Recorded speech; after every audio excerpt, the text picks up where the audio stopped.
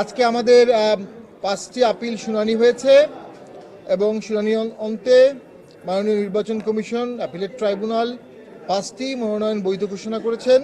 এই 5টি আপিল হলো বা আসন হলো সরকার মোহাম্মদ সালাউদ্দিন ঢাকা 12, মোহাম্মদ আকবর হোসেন ভোলা 1, মোহাম্মদ লুৎফুর রহমান রিপন পঞ্চগড় 2, মোহাম্মদ গোলাম মোস্তফা কুমিল্লা 9, মোহাম্মদ আয়ুব হোসেন কিশোরগঞ্জ 6।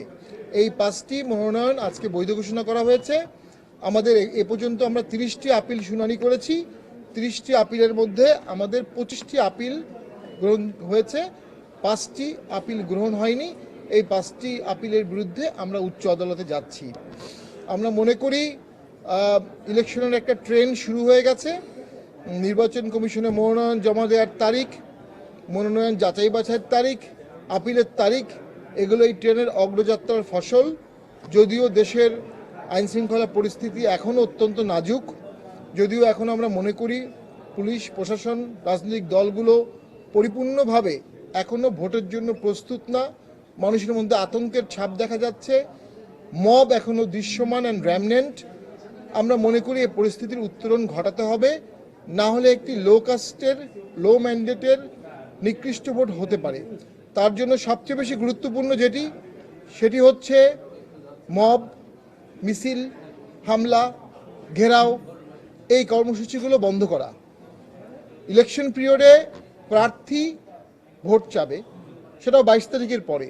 তার আগ পর্যন্ত বিভিন্ন নামে বেনামে বিভিন্ন সংস্থাগুলো, বিভিন্ন অনিবন্ধিত সংস্থাগুলো, অনিয়ন্ত্রিত সংস্থাগুলো, তারা বিভিন্ন দলের প্রক্সি হিসাবে, বিভিন্ন স্টেক হোল্ডারের প্রক্সি হিসাবে, বিভিন্ন অশুভ এজেন্ডায় বিভিন্ন ধরনের মব করছে। স্বাভাবিক কার্যক্রম ব্যাহত হচ্ছে।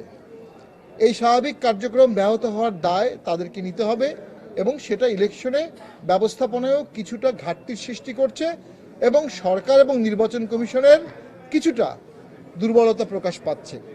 আমরা খুব দুঃখ ভারাক্রান্ত মনে দেখেছি জুলাই ঐক্য নামে আমাদের কিছু ফ্রেন্ডস, জুনিয়র ফ্রেন্ডস বলবো, তারা জাতীয় পার্টির বিরুদ্ধে বিষোদ্গার করছে। তারা জাতীয় পার্টিকে ভোটে রাখতে চাচ্ছে না। তাদের ভাষ্য মতে তারা আমাদের বিরুদ্ধে রিট করেছে। আমি তাদেরকে মনে করিয়ে দিতে চাই, 16ই জুলাই থেকে শুরু করে 24 সালের 5ই আগস্ট পর্যন্ত এই সময়ে বিভিন্ন টকশোতে এই আন্দোলনের পক্ষে অত্যন্ত সরব ভূমিকা আমি রেখেছিলাম, সরকারের বিরুদ্ধে কঠোর সমালোচনা করেছিলাম। এই আন্দোলনের পক্ষে জিএম কাদের সংসদে দীর্ঘ বক্তব্য দিয়েছিলেন। তিনি বলেছিলেন এই ধরনের কোটা থাকা প্রয়োজন নাই, এই কোটার বিরুদ্ধে যারা যুদ্ধ করছে তারা নব্য মুক্তি সেনা। এবং আবু সাইদের মৃত্যুর পরে বাংলাদেশের একমাত্র সংসদ সদস্য, একমাত্র শীর্ষ রাজনীতিবিদ জিএম কাদের আবু সাইদের কবর জিয়ারত করেছিলেন। রংপুরে এই আন্দোলনে রংপুর জাতীয় পার্টি সম্পূর্ণরূপে অংশগ্রহণ করেছিল, মোহাম্মদপুরে করেছিল, সাভারে করেছিল। আমাদের তখনকার ছাত্র সমাজের সভাপতি আল মামুনের নেতৃত্বে ঢাকায় ছাত্র সমাজের বিশাল গ্রুপ এই আন্দোলনে অংশগ্রহণ করেছিল আমাদেরই ইঙ্গিতে, আমাদেরই নির্দেশে, এবং সেটার অসংখ্য প্রমাণ আছে। আল মামুন এখন এনসিপিতে অংশগ্রহণ করেছে, সে এখন এনসিপির নেতা, কিন্তু তখন সে ছাত্র সমাজের সভাপতি ছিল। আমরা মনে করি সম্পূর্ণ হীন উদ্দেশ্যে আমাদেরকে রাজনৈতিক প্রক্রিয়া থেকে দূরে রাখার চেষ্টা করা হচ্ছে।